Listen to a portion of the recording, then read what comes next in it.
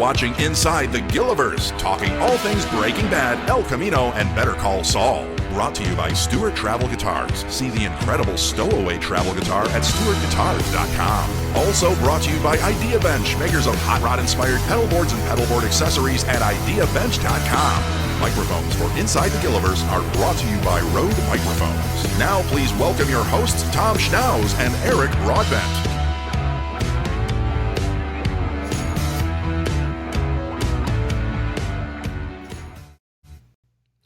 Good evening, everyone. Welcome to episode 7 of Inside the Gilliverse, where we talk all things Breaking Bad, El Camino, and Better Call Saul. My name is Eric Broadbent, and it comes with great pleasure to once again welcome my co-host, writer, director, producer for those shows, Breaking Bad and Better Call Saul, Mr. Thomas Schnauz. Tom, how are you?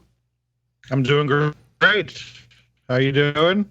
Good. Good to see you. You got some friends here tonight. Got some, sorry, say that again? I said you got some friends here tonight. Some friends, yeah. Some friends I would like to send after some Emmy voters who did us wrong. Two very special people we'd like to introduce right now. We have Luis Moncada and apparently an Ewok from the moon of Endor is here. Oh, he couldn't keep a straight face. That's he funny. couldn't keep a straight face. You got me. You got me. It's okay. I'm gonna shave online right now. Oh, geez, look at that's quite nice. the razor. Let's tell everybody here. So, for the people that don't know, that we'll vouch for this one. Tom, you got him. I got him too. That is Danny. Rough times, let's just say. Yeah, he's really taking the quarantine thing really serious. Really serious. Yeah. Like very serious. It's a good look. I like it. Yeah, kind of like a Walmart cousin session. That kind of reminds me. It kind of reminds me. I watched a Unabomber on Netflix the other day. It was really good. You kind of have that. When I don't clean my bathroom floor for a while, there's like a collection of pubes that gather, and that's kind of looks like that. Oh. That's how it's going to be tonight, right? Started cleaning them. We'll get you. I was going to say something. We'll send you some clippers. We'll clean you up. You can probably it's crazy. So mean to me.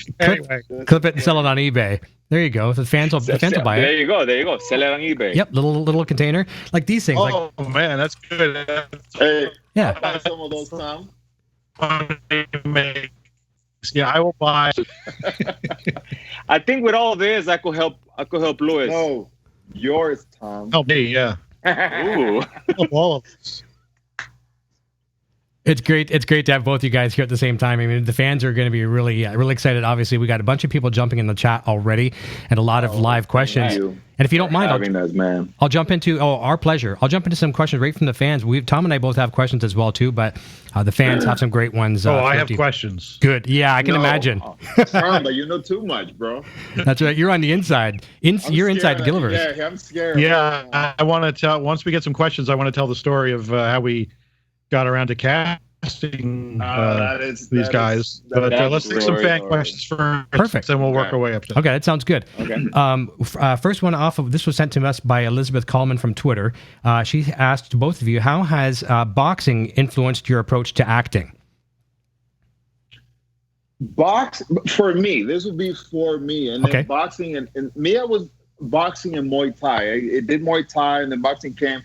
But just the whole sport, I want to say, the discipline to do a martial art, yes, that gives you. I mean, you're a responsible person, I guess, an adult. Though some people are, except Tom. But no, seriously. But the responsibility, the commitment that you put into that, you can put, I want to say, into studying and being prepared when you work. So in that aspect, it gave me the most important thing right now I have to do is work. As in, if you're going to have a fight in boxing, the most important thing you have is to train to go fight. But if you have a job that you have to go do, being prepared is number one. An audition, it could be an audition, but being prepared, responsible, and having that discipline to be like, boom, ninja mode. I am going to go do this, be prepared the best I can. I think in that way, it's helped me. And I just like getting hit in the head. No, I'm just playing. That was a joke. No. But you could tell because of his face. No, but it really keeps you, it really keeps you in good shape. Like, I guess energy. Hey, you know how when we have those long hours, Tom, those 16-hour days? I don't know what you're talking about. Tom has. I would agree with that too. The discipline. No, but yeah. Yeah, the discipline is a it factor that you could apply it into pretty much anything in life. Keep you motivated and going. That discipline, that answers a big question I have is how in the hell did you guys stay focused when a truck was blowing behind you? We got that footage in the writer's room and we went nuts. We could not believe. Talk about Bryan Cranston directing you in that, and how did they explain how large this explosion was going to be? No. Oh, yeah. Tom, you have no Tom. You guys saw it over there, but the talk that went behind that from me to this man. You have no idea. You gotta hear it from him, but. And Danny now knows what he's more experienced now, more chill. But when that was his remember, Tom, and for people that don't know, that was Danny's first job ever. It was so funny. Remember, Tom, and you know this, Tom, but when Danny got to the set and we got off the van, the first thing he says next to me, he bumps me with his elbow. He's like, "Look, that's the guy from Malcolm in the Middle." And me, bro, and Tom, me, I'm kind of like the a-hole, let's just say.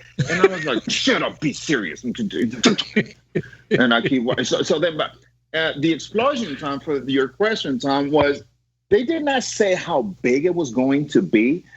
What they did say, and it's if you can, Brian said, if you guys can you guys please not no move, no flame, don't do anything, just a walk in the park. Like if you're walking in the park and it's a beautiful day, that's it. No more than that. No, don't flames, don't jump. Try not to. Cool. And so me, I'm as soon as Brian walked off, Tom, I go to town on Danny, and I'm like, hey, so this is how you're gonna do it. When the explosion goes on, it's gonna go big, and there's gonna be fire here, fire there. But you see the firefighters over there? If you catch on fire, they're gonna put you out. Don't worry about it. Don't worry about it. Just keep on walking. If your shirt catches on fire, so what? Keep on walking. It off for 5 seconds. Keep walking, okay? They have the EMT person. If whatever happens, suck it up. And if something hits you, keep going. Keep walking. Walk it off. It was not nice the way I said it, guys, because I'm trying to keep it PG here. But trust me, it was not nice. It was not nice. So if you would be saying the truth, all you will hear is beep, beep, beep, beep, beep, beep, beep. True. Yeah. But so that was the talk, Tom. So it's nothing. It does not matter if it does not knock you out. Keep walking. If you do catch on fire like really big, like you're about to die, then get on the ground, start rolling, and the firefighters are gonna be here in seconds to put you. So don't worry about it. There's nothing to worry about, right? Wow. We got it down. Yeah. So amazing. Eric, when they say amazing first acting experience. Oh, man, dude. That was the funny thing is that they didn't say the explosion, how big it was going to be. So I got Danny ready. I'm ready. We're ready. And action. And the truck is like 15 feet away or something like that when we start walking. And we had to take 3 steps before the thing goes up, 3 or 4 steps, right? So as soon as we hit that mark, then the thing goes off. That is when you realize. Man, you felt the force behind you like a magnet. But before that, when we saw the seriousness of the thing before the action was when everybody got in a van and started driving away, going far, and everybody's like, "Oh man, they're here with us," and then it's like, and all you can see is this little people like far away, and they leave a radio like 10 feet in front of us, away from the truck more, and so we could listen to the radio with glass. So I'm thinking, and as soon as you realize that their radio is protected, we are not, but the radio is, and the people are like all the way, and they're getting like far, and you're like, oh crap, action, okay, start walking. But you know how you realize that moment, and you're like, oh man, but once the action is on, you gotta go. And then the thing went off, and I feel like the wind shifted after it went off, and it kind of, Smoke blew over. The things, yeah, it was like a cloud, a big old cloud of smoke. Yeah. You see tires. You see like it was like a leg with the boot on fire. Just the tires falling and stuff. But that was all kinds of debris going all over the place. It was cool, man. You know what was cool? That was my first acting gig, and I asked Brian, because that was a question for me. I asked him, since Lewis was smoking and he ignited the fire with the cigarette, and I was still smoking because I shot that guy after. So I asked him, should I keep on smoking or does it matter? He's like, nah, I don't think with everything going on it's gonna matter. So I was like, all right. He left. He came back like 2 minutes later. He's like, you know what? If you remember, only if you think about it, try to take a hit out of the cigarette like you're walking in the park. I was like, okay, cool. And I ended up remembering and did it. So it was cool. That's cool. That's great. It's like a breeze. What a scene, right? I mean, what is we scene? were it was, man, it was. We were wild. casting for Tuco's cousins, and we were looking for some badasses, and we saw a lot of tapes, a lot of recordings, and then Luis's video came in, and we were like, this guy's got it. We knew this is this is the guy. This is one of the guys. Anyway, we got to find somebody. And for some reason, Vince said out loud, we should ask if he has a brother. And we reached out to our casting agents, Bialy Thomas, and the answer came back yes. So how did that? Tell us about that. Luis, did you get a call saying, do you have a brother? Is that on the second time I went back? Well, I did the scene the scene that I did, but they did. So after I did it, they asked me, and they knew where they were going to when they asked me. Now I see how they do things. They knew they were going with this. So do you? To start the conversation was, do you have any new work? And it was just starting a conversation afterwards. So I was like, yeah. As a matter of fact, my brother did a tattoo on my leg. And they were like, oh, you have a brother? And I said, yeah. And I said, does he look like you? I said, not as good looking as me, but he's there.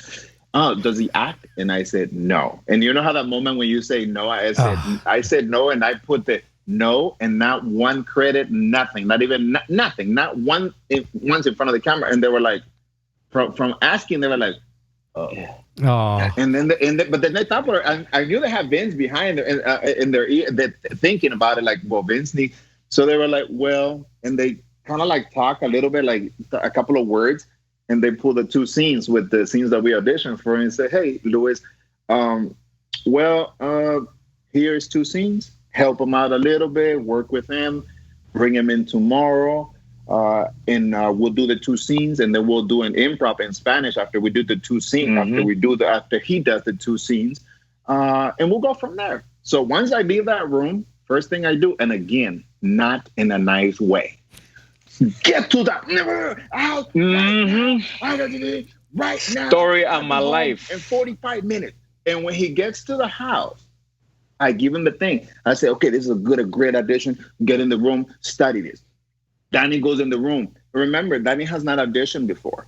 Okay, so Danny goes in the room, comes out maybe like an hour, 2 hours later, and the key word, I think I'm ready. Tom, you don't think you got it, man? As soon as he said, I think I got it, I said, you do not think, you don't have it. You're supposed to know your stuff, his stuff, the other person's stuff, the whole thing, and everything. You should know everything. Everything. His lines. If he breaks it, you help him. Everything. Get back in. We'll get back in. He goes back in, come back out. Nothing. I think the third time when we did it, and he was chill. He had it. But Tom, you know Danny. You know how Danny is like animated when he talks like me. When he did, hey, you guys did not see when there. You have no idea how nervous this guy was, man. He was like a freaking robot, bro.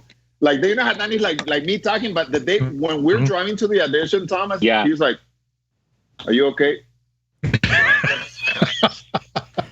I'm not gonna lie, I was nervous, man. It was a big opportunity, and I didn't want to mess it up. We're outside the room, bro, and I'm nervous for him, bro, because he gives the agent. I'm so nervous, bro. And he's outside the Bialy Thomas casting, bro, and he is like, I don't know. I'm still. Hey, just relax. Do your thing. Don't feel. Just do it. Like this is fucking Sunday morning. Whatever. He goes in, but he was like this. Okay. Oh no. Froze. Relax. That's when everything hits. You know, I remember I went in there, and I'm thinking I got it. I did it the first time. I got stuck. I messed it up. I did it the second time. I messed up. Then I was like, man, you know, that it gets to that moment that you're a little embarrassed and you're like, man, I just messed up the opportunity. But they were great, right? They were great, and then they told me like, look, Danny, we know that you're not an actor. Just think of what you're saying as if it was really happening in real life. Just put it together. If you don't say the words like correct, like exactly how they're written, it's fine. Just kind of go with the flow. I was like, okay, that kind of resonated a little bit. And I was like, okay, just do the scene and kind of try to get the most words I can in there. I was like, okay, cool. So I did it. And they're like, oh, that was great. And I think I did it again. And after that, they say, okay, we're going to bring your ugly brother, Louis, and you guys are going to do improv in Spanish.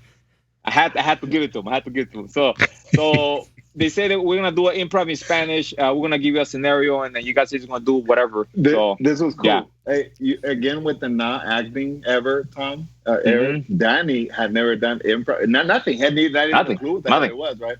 So what I told him before we were in, I told him, okay, dude, just go with the flow. Whatever they say, if it's killing anything, this is what we do every day.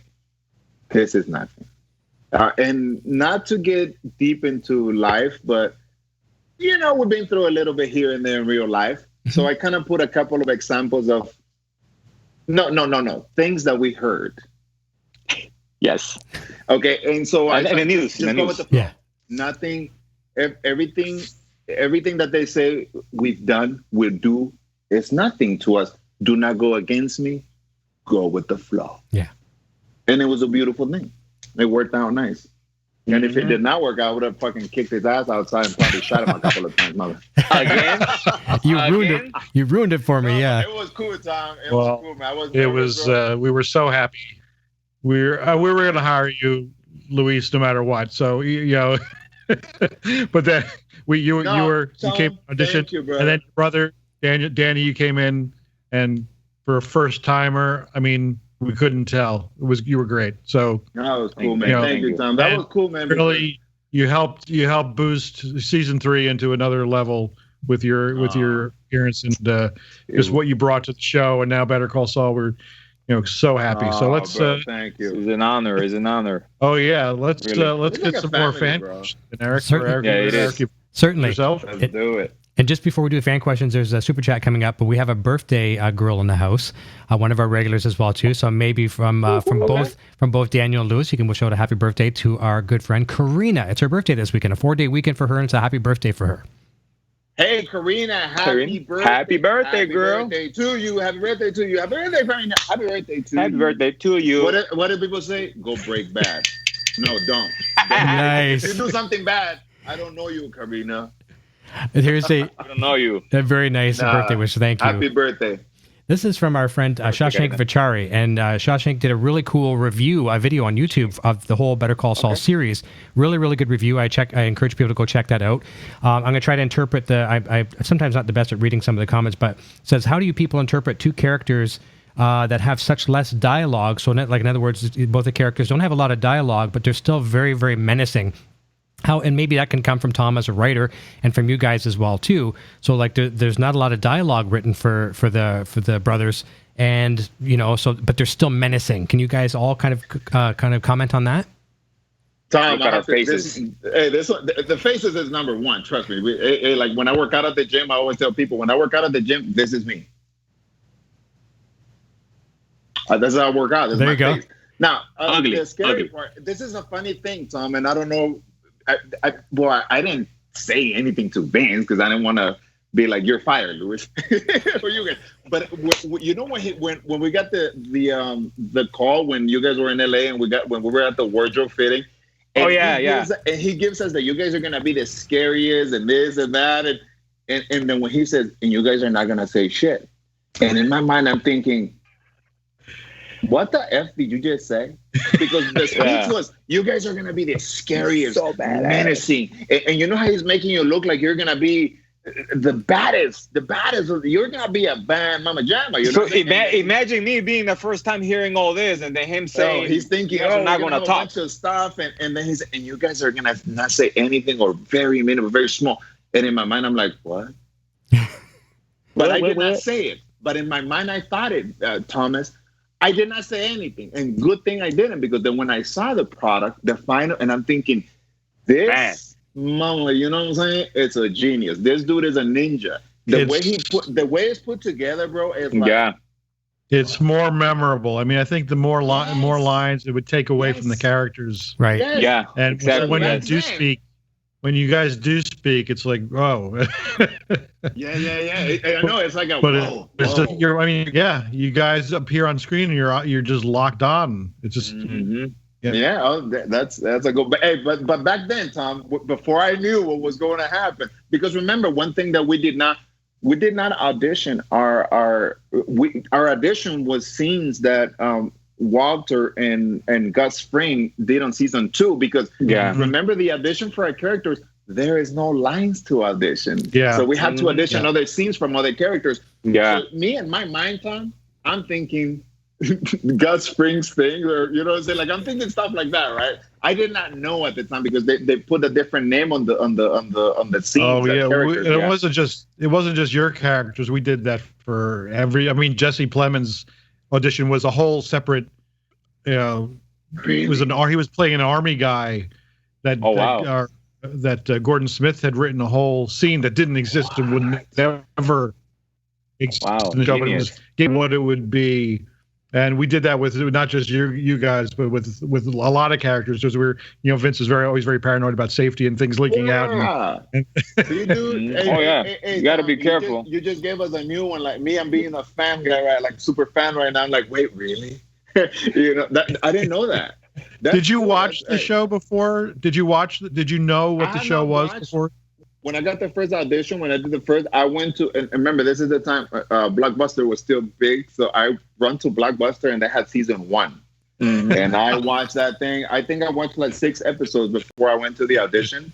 And then, so when I watched the 6, I was like, man, this is a great show. That's why I called Danny with that call of, you better get your, over there.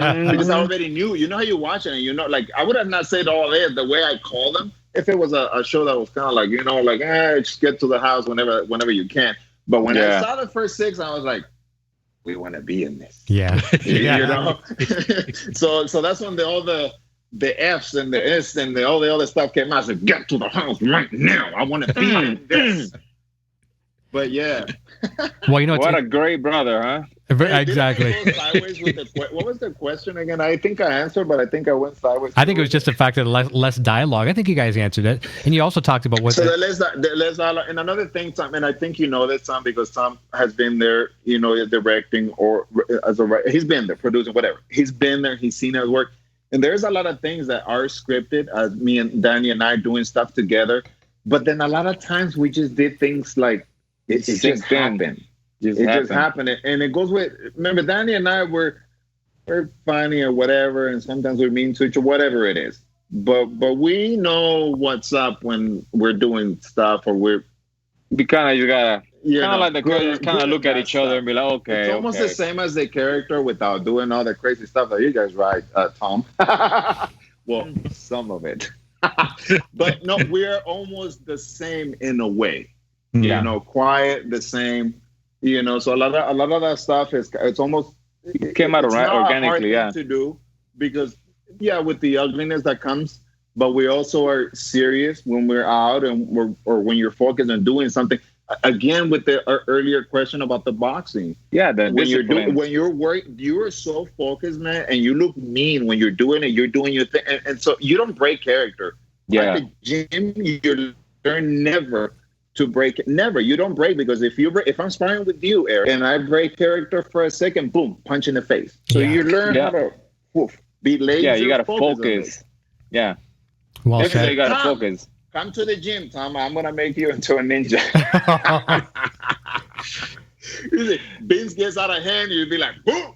I'm just playing. That's right. We've got some more coming through here right now as well, too. And this is a two-part question. This is from Nat Romero. All right. Question for Tom. How is a shooting scene written? Are there precise, guns? Are there precise descriptions on the script, or is that more of a job for the director to figure out?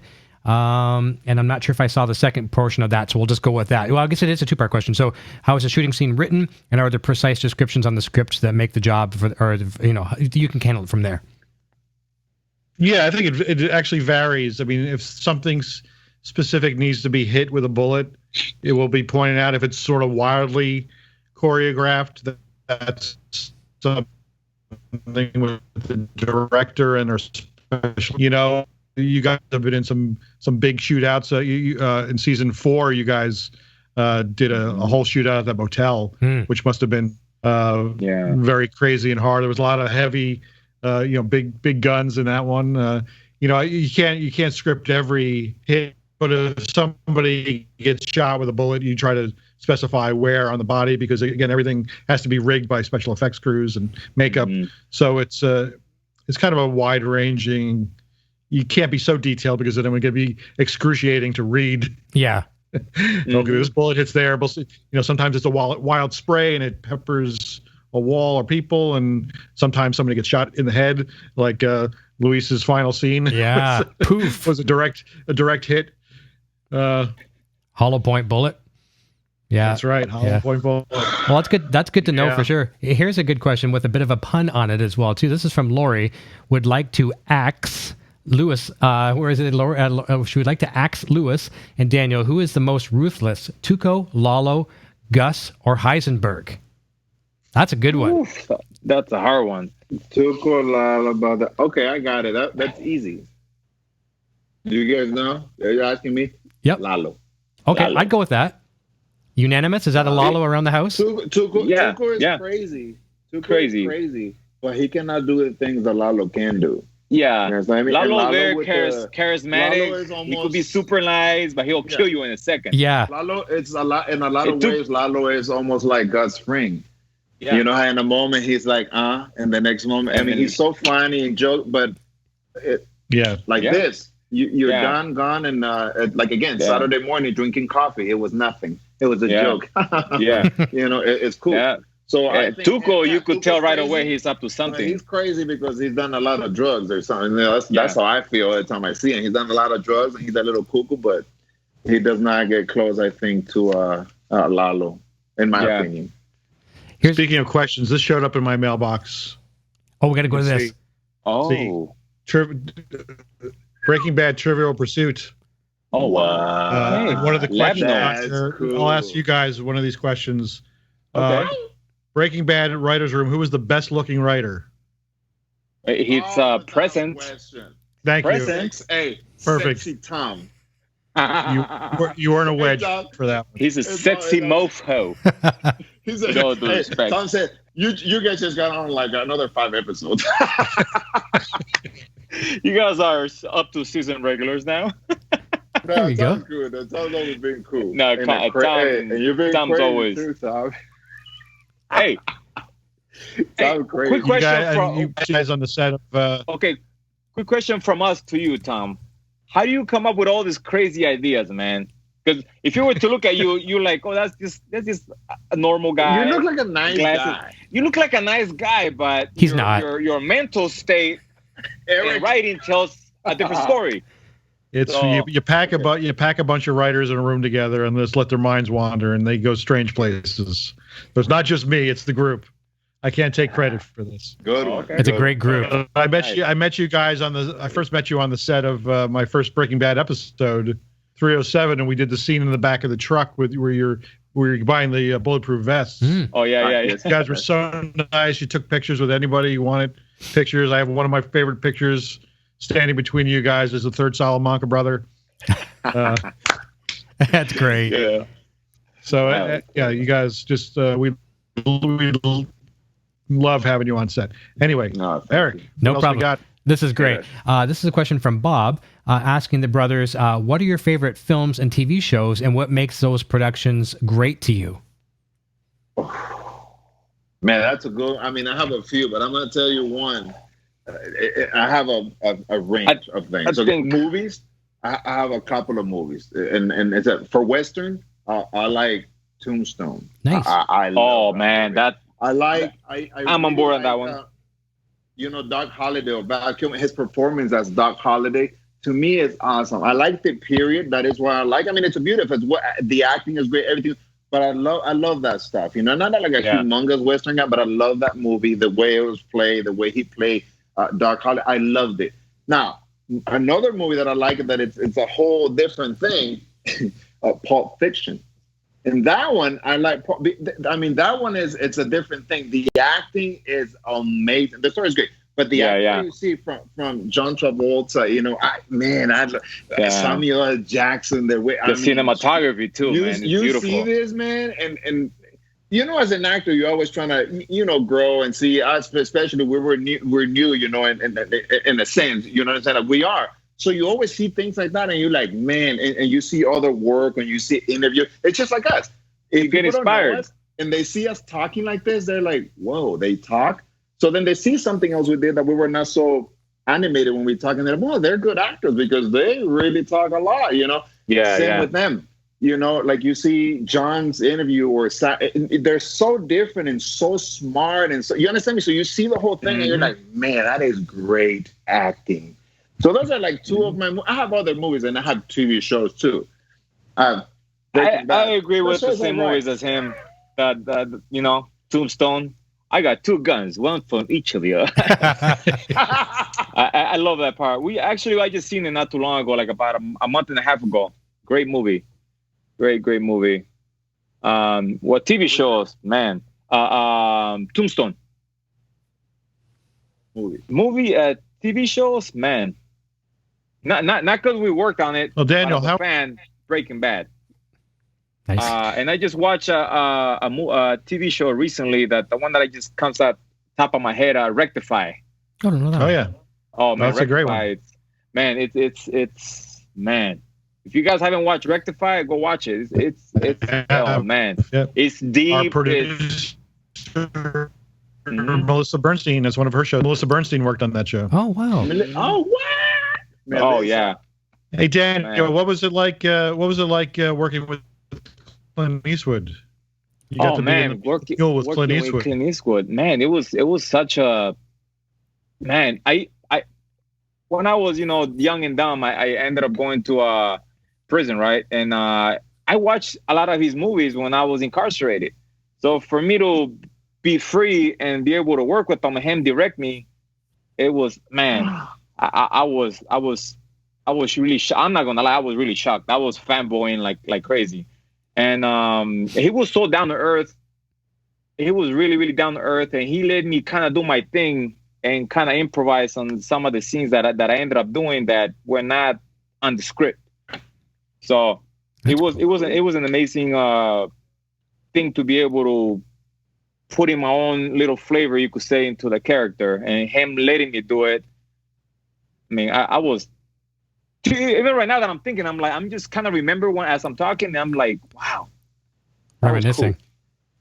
Yeah. Nice.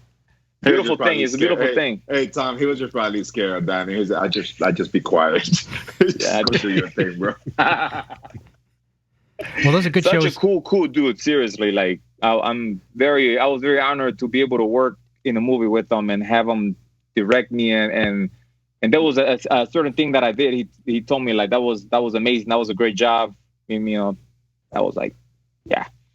You never forget that. That's for Clint. sure. I love you, Clint. You never forget that. That's an experience. And good shows that you both mentioned, shows and movies. Some other questions as well coming in from Urban says, hey guys, I'd like to know what the nicknames you have for each other are and for other members of the cast and crew. So I know Tom's got some interesting nicknames from other people about himself, but how about, do you guys have nicknames for each other and for some of the people on the crew? Well, for Tom, I'll probably call him Sexy Tom. Nah. But for Danny, I don't think we can say it on the show. Okay. Yeah. Let's just say that they're bad words. Yeah. Okay. And remember, I'm the older brother. Let's just keep that on the DL. Let's not say how many years, Tom. We can say I'm older brother by a couple of months. Let's just say that. He's lying. But yeah, he's lying. The names that we thought. Hey, one thing though, we got love. We love each other. I know there's good stuff, but we're not like, oh man, I love you. Oh no, it's. Let me say one thing that I'm gonna say. The nicest thing that I can say that I call him, and it's in Spanish. I'm gonna say, pendejo. There you go. Yeah. That's I think we all know what that is. And that's being nice. Yeah. That's nice. He's a nice pendejo. But then, hey, don't get it twisted. He calls me the same. Okay, I'm not the bad guy here. He does the same to me. But yeah, let's just go along those lines of those names. And it's more in Spanish. There's a few in English, but more in Spanish like that. Get creative.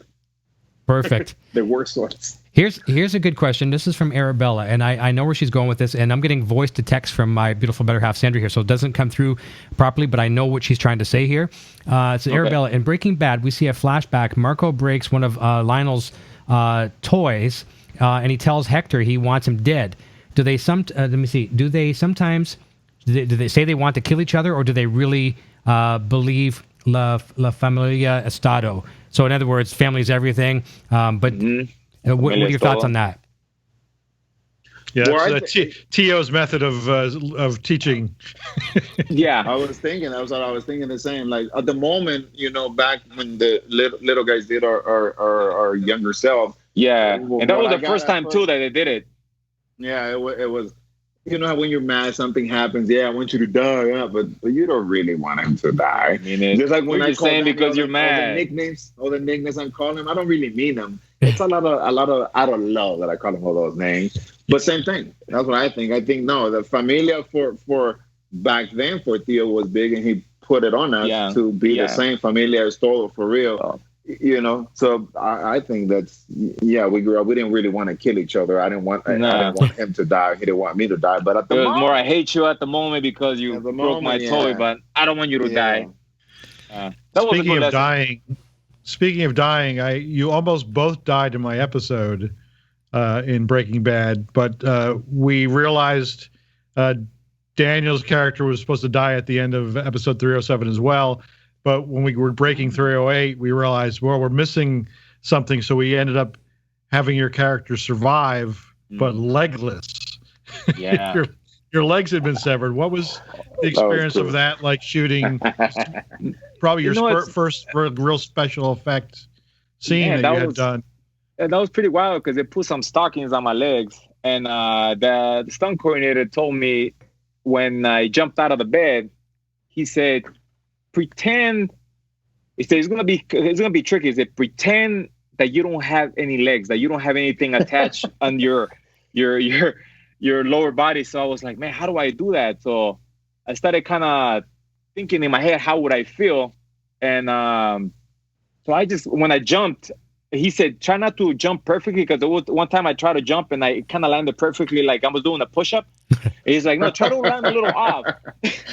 And so I was like, you know what, fuck it, let's language. Hey, Tom, he jumps and lands like a headstand, like perfectly on a headstand with one finger holding one finger. Really? Show off. Yeah. So I did it, and one time that since I was kind of in my head pretending that my bottom was numb, I ended up messing up myself a little bit on my foot because it landed on something. So I kept on trying it again and again, and finally did it. And it looked good. I felt like I didn't have a lower body, but it was a little weird. But they put green stockings to paint them off, special effects. And my legs, they ended up making a hole in the bed, and I had my legs in there with a gauze on the knee. Nice. So, yeah, pulled it off really well. They really cut. Yeah, that was up, and they did like surgery to him, and then they put him back. That's sometime we don't have that kind of budget. Hollywood. They put him on ice, keep the legs on ice. We'll get you done. We got to be done by 3 o'clock. Get the legs back on. He's gonna cut you open real quick, and we'll put you back together later. One's backwards, you one leg's won't be able back. to walk, but Here's that'll be a great thing. Here's a double part question, and that's fantastic as well. And it was very believable, too, with the blood smears and everything. That was really, really good. So here's a super chat from Shawshank, and we'll go to a question from Lori, which is kind of similar questions.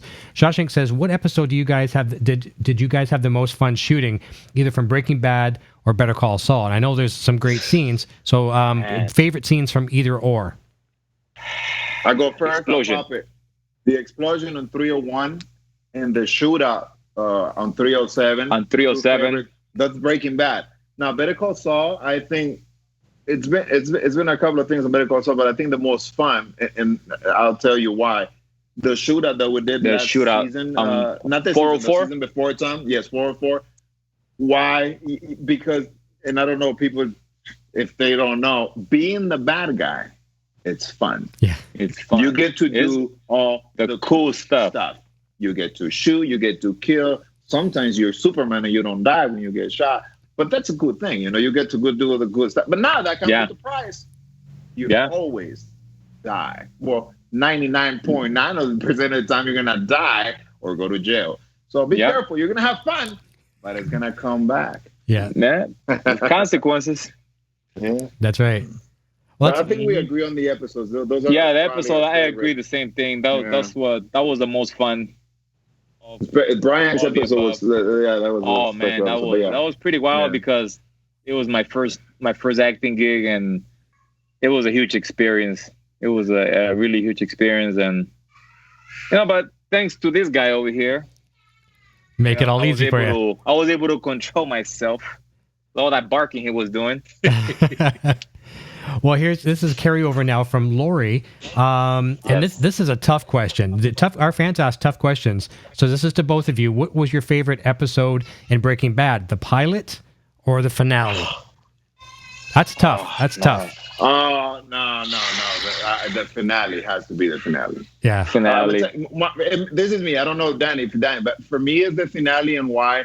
It's because I always remember after we died on the episode time, we're big fans of the show. We watch the show religiously on Sundays. Mm-hmm. I think that's every Sunday, like going to church. I watch live. I watch the show live because you need the commercials to kind of digest and be like, wait, did that just happen? You understand me? And then you're ready for the next one, and then it happens again, and so on, whatever. So I'm making my own things. How is this going to end? Walter, somehow, something's going to happen to him. I don't want him to die. Until the end, I didn't want him to die. To me, I love them. So I'm thinking the only way that people are going to be cool with this is and I'm thinking Jesse has to kill him. Somehow, Jesse is going to kill him. And people love Jesse as much. So I always thought it's the only way that people are going to be cool with it. Any other way, I'm going to call somebody. Tom, I was going to go see you at your house and everybody else. But then the way it ended, it was a beautiful thing. It was so perfect to me. It was like perfect ending. You know what I'm saying? Everything, what he did it was perfect to me. So that's I made it long, but I'm passionate. I'm not going to lie. I honestly, same thing. I agree with the episode. I honestly thought that I was hoping that Heisenberg, Walter White didn't die. I was and this guy he said it the whole time. He died. I was like, no, I don't think he died. He can't die. He's Heisenberg. He can't die. You feel sorry for him, even though he's what he became. Yeah. And the way that Jesse left, it was so brilliant. Breaking, but at the same moment, it was brilliant. It was like you see the pain in his face, like when he's leaving. He's like, oh man, you don't know what he's gonna do, and the guys, the way that you guys put El Camino together, he gave a lot of people a little bit of closure. Closure. Yeah. To say, okay, this happened. That's what happened to Jesse, because we needed to know what happened to Jesse, unless there was gonna be another season. Mm-hmm. But it was a great thing, though. So mentally and physically tortured. Man, that was wild. Yeah. Here's a really good question here, and this is one I had on my list as well, too. This is fantastic. This is from Michelle. She says, I want to know about the synchronicity of the brothers and cousins when they're acting. How hard is it to do that? They're doing things at the exact same time, like perfect example, Bagman. That's when I pointed out to you guys on Twitter, like the choreography. It's just like, you do the suits, you open the back door, you get the bags of money, you close it, And I know, Elijah, you guys said on Twitter, sometimes it's easy, sometimes it's not, but talk about that synchronicity. And I think that adds a lot. That's a good question from Michelle. A lot of sinister feel. I think that, like I said before, sometimes there is things that we just do and it happens. And whoever's directing the episode likes it, they keep it cool. Vince. That one was Vince. The only thing we did, I think, together was, I want to say, maybe the door. When we did the first time, the door, when we got out of the car, we got out of the door. And they liked it so. And he liked that. He went with that, and he knew everything up to like that. Everything. That was him. He said, "I like that. Do it." It was really cool, you know. Yeah.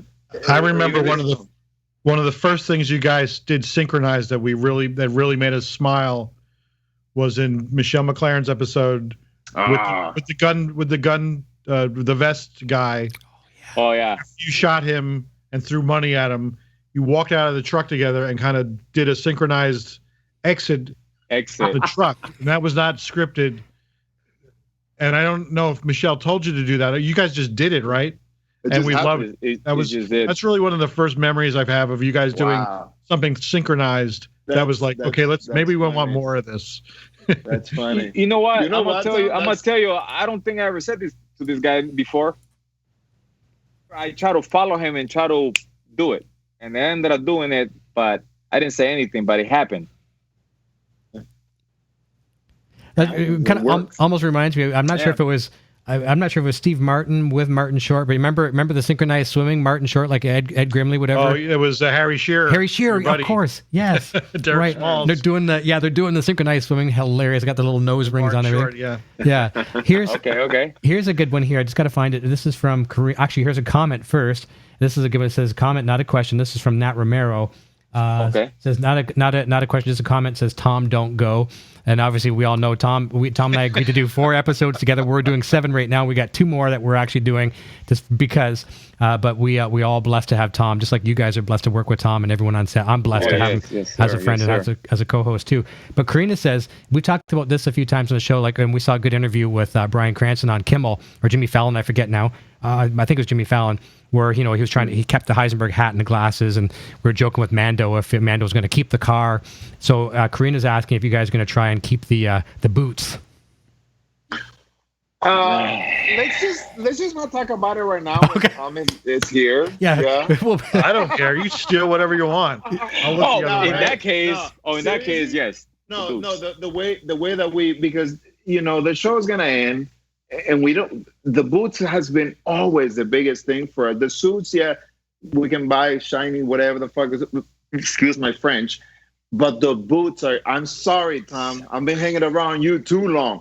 But the boots, Eric, we have always wanted the boots. Put them right there. So what we did, if we are not able to get it because of Tom, no, we, the wardrobe lady, the head of wardrobe, Miss Bryant, we asked her how they made the boots and all this. So she was very nice and said, if you guys cannot, if they don't allow you, whatever, we'll do something so that you guys can somehow get the skulls and put them on boots.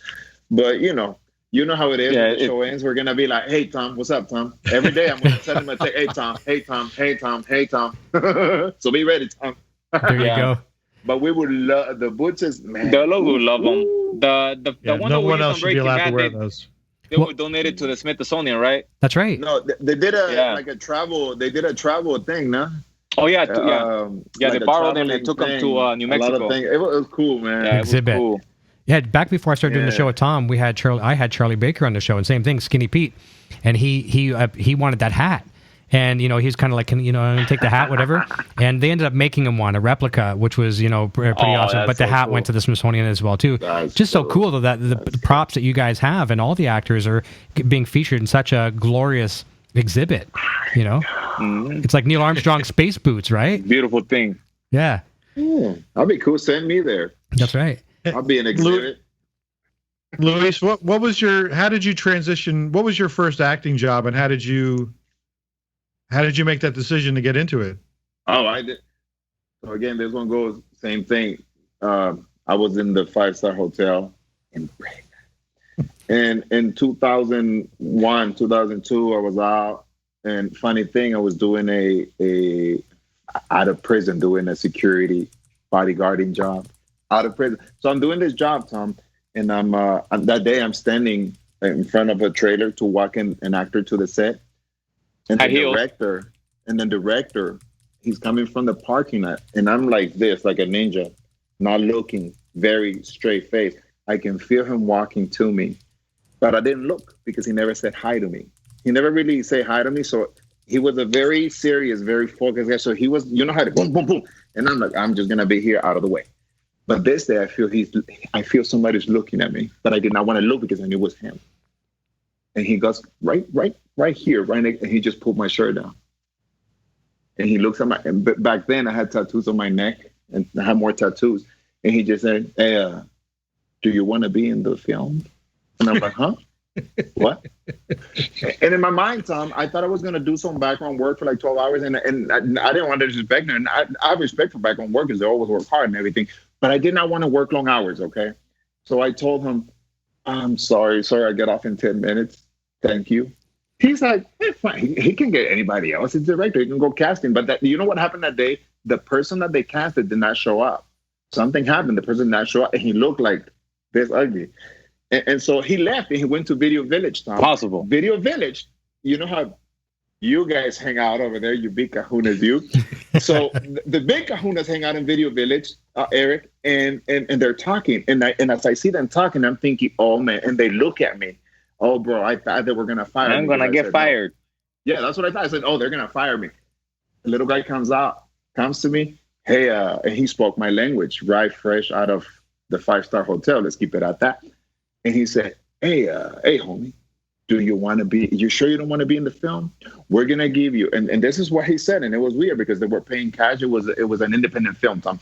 We're going to give you $500 if you go over there for 30 minutes and be her bodyguard. And I'm like, how much? 500? Like Superman, it came out, Tom, and I went and I did it. That turned out to be a 2-month, about a month and a half job that I did on that, doing the same thing that I was doing there already, but on film. Well, that allowed me, that same guy, he became my manager later, and then he got me an agent. But the thing with that was that, you know, I did not know anything, Tom. I didn't even know I was going to do it. But then the more you see it and the more you learn, I started reading, coaching, and all this. And the biggest thing, and this is an extra one, the biggest thing for me, acting is not an easy thing. If you're not prepared, it's a freaking hard thing to do. Yeah. Okay? It's hard.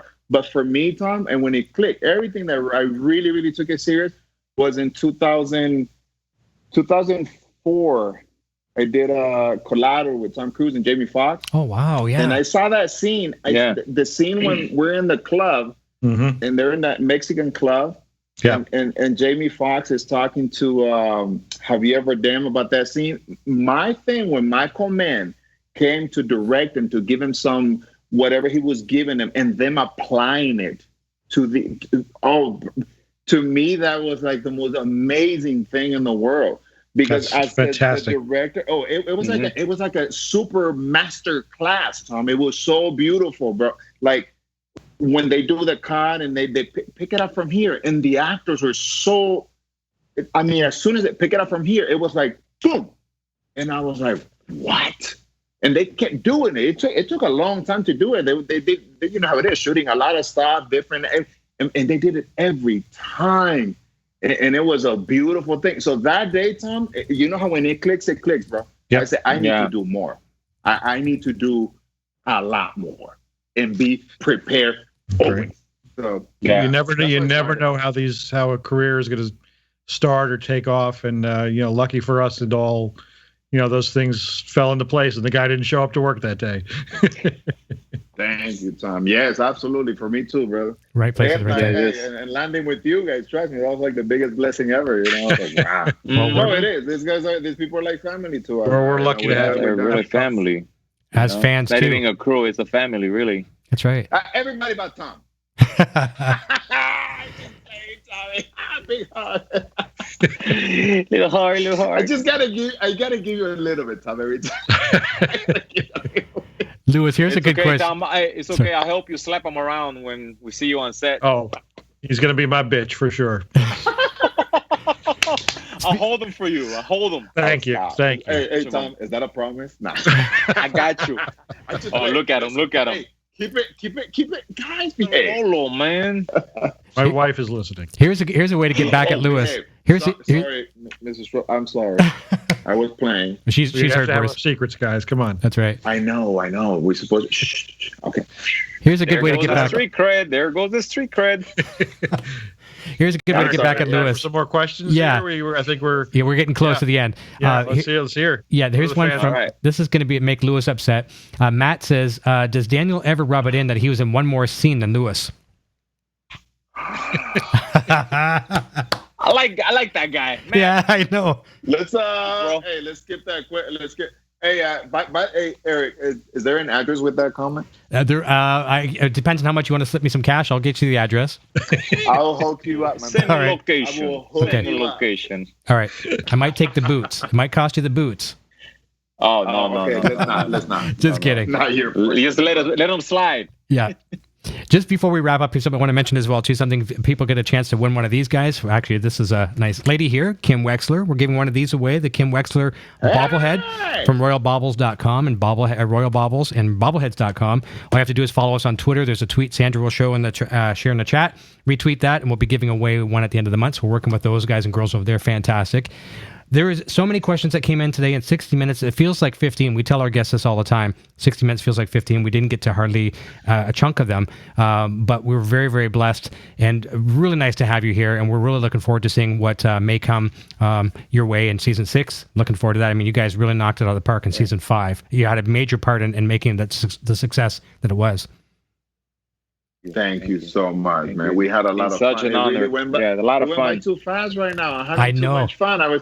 You know what? We'll keep it simple next time and be like, okay, answer the question and be quiet. we'll have a little. No, that's the problem. This guy can't do that. I just let him talk. I'm like, yeah. Just keep on talking. We'll do that. But no, thank you so much, Eric, Tom, for having us. A pleasure. Thank you guys very much. We'll do something else next time. Tom, I'll see you in New Mexico. Thank you, guys. Thank you, guys. Well, Thank gentlemen, you for watching, guys. Listen, before we go, but this is something as a promise, and I promise the fans this. Sure. I'm going to be keeping this show going. Like, Tom does have to depart eventually, and he's really overstayed already. He's busy. He's writing the show, with the team. So we're blessed. Yeah. But I'm going to keep the show going not only up until season 6 premiere. I'm going to keep it during season 6. I'm going to keep it going past season 6. So anytime you guys want to come back, we do this every Friday night. You're welcome to come back anytime you want. We'll get you back on, and maybe we'll have a big panel sometime with some of the writers and some of the actors and some of the crew, things like that. But maybe we can share. Okay, for sure. We'll get camera. Yeah, we'll be back for sure because I feel like we did not answer a lot of questions that I really want. Sure. So we'll set up a next one after or before. Yeah. So we can answer more questions. Or during. Have more fun. And if Tom is not here, we can talk a little about Tom. We talk a little crap about him, yeah. Talk about behind the scenes with Tom. All right. I have new photos of you guys, so be careful. Okay, Tom is a great guy. I mean, speaking of great guy, he's awesome. He's my favorite. I think I'm a little scared. He's gonna blackmail you. We're good. You're awesome, Tom. He is, and as much as I would love to, make this announcement, I'm going to let Tom make this announcement if he wants to. Pretty excited for next Friday. I mean, we're thrilled. Next Friday we have a very special guest, Captain. Get the man himself, the creator of the Gilliverse. We're gonna have Vince Gilligan come on the show. Vince, the captain of the ship. Excited about Vince coming into the Gilliverse. I don't know what happens when Vince Gilligan steps in the Gilliverse. If there's a loop in space warp in some weird fashion, but we'll see what happens. That's amazing. We're gonna be watching. Asking a lot of questions too. Send in your I'm gonna say my own question. I'm gonna say my comment. Vince, I love you. I don't think I'm going to write one question next week. Not one.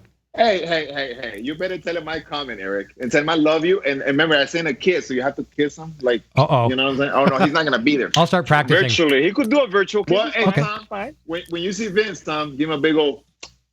You got it. Oh, no, you're not going to see him. But if you see him wearing your mask, give him a big old good.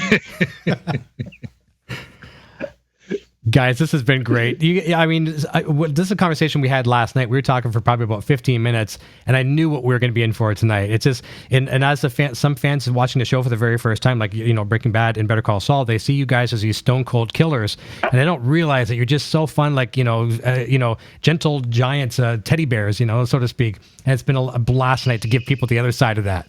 And he kind of looks like a teddy bear. Daniel looks like a teddy bear. Eric, really, you're missing up this. Tom, can you talk to this guy? You're missing up this. He's Canadian. He's Canadian. Bro, they go. Dude, there is a street cred that we have to keep. We were not nice yesterday when we talked to you behind. When the camera was not on, we were mean. Right. We threatened you. That's right. That's right. You did threaten me. Hey, we're bad. We're bad, right? We're really bad, right? You son of a bitches. Yeah. Again. Get out of here. Thank you, Tom. We're horrible people. There you go. Thank you, Eric.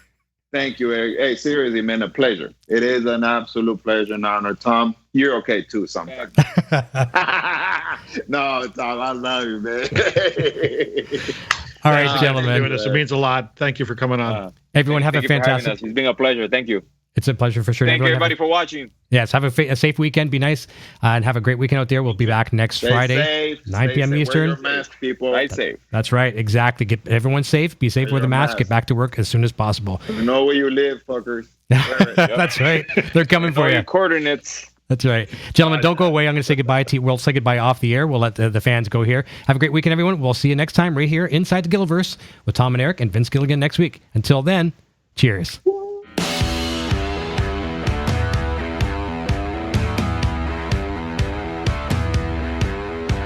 Thanks again for tuning into Inside the Gilliverse with Tom and Eric. Be sure to check back each week for more great discussions and interviews with cast and crew from Breaking Bad, El Camino, and Better Call Saul.